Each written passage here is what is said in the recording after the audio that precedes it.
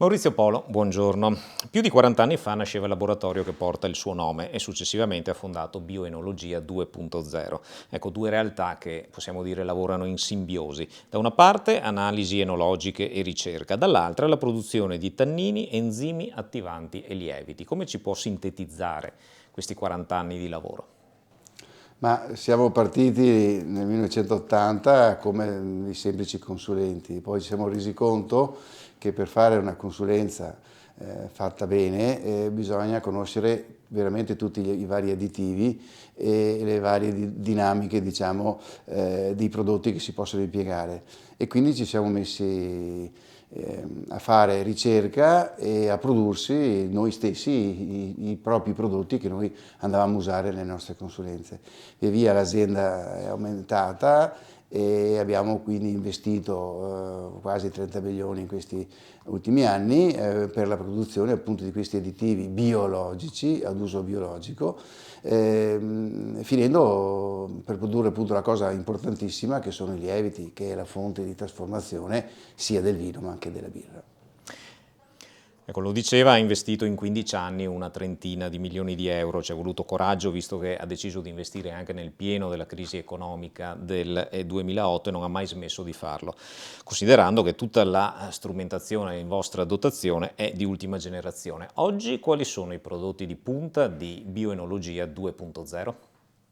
Ma senz'altro i prodotti di punta sono i lieviti perché non sono lieviti industriali ma sono lieviti che abbiamo isolato, ricercato nel territorio.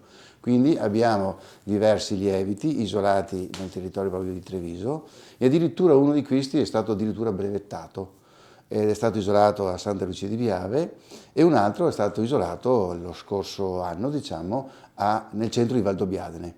Quindi lieviti che esprimono proprio i profumi delle nostre terre. E diventa importante perché si riesce a tipicizzare proprio i vari vini. E questo è il futuro non è nella chimica ma nelle biotecnologie. In questo periodo invece si parla molto di un super tannino uscito da questi stabilimenti. Quali sono le sue caratteristiche e perché è così importante?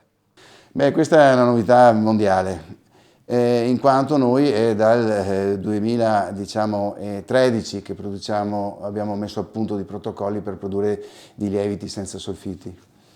E dopo 8 anni di ricerca abbiamo messo a punto un'estrazione di un tannino particolare che sostituisce la solforosa, ma non sostituisce accontentandoci di una bassa qualità, aumentando di molto la qualità dei vini, ma aumentando la salubrità dei vini. Perché?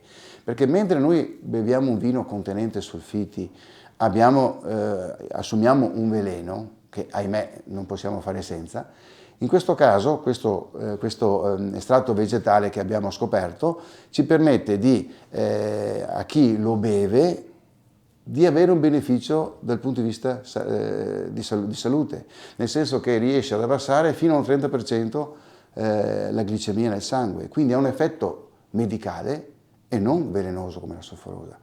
E permette di mantenere vini per 10-20 anni senza l'ausilio di questa sostanza chimica che, ahimè, è deleteria. Continuiamo a parlare di lieviti. Con quelli freschi in crema lei ha sfidato anche le aziende multinazionali.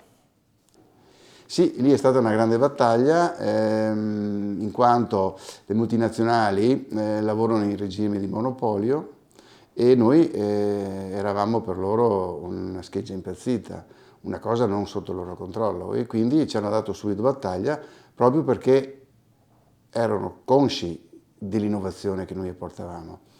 E quindi noi abbiamo dovuto subire diverse azioni di concorrenza sleale, però sia il Ministero dell'Agricoltura italiano, sia poi l'OIVE, l'organismo europeo che regola la legislazione di base vino, ci hanno dato ragione. Quindi attualmente si sono rassegnati e siamo dei concorrenti, adesso sono diventati dei concorrenti abbastanza leali.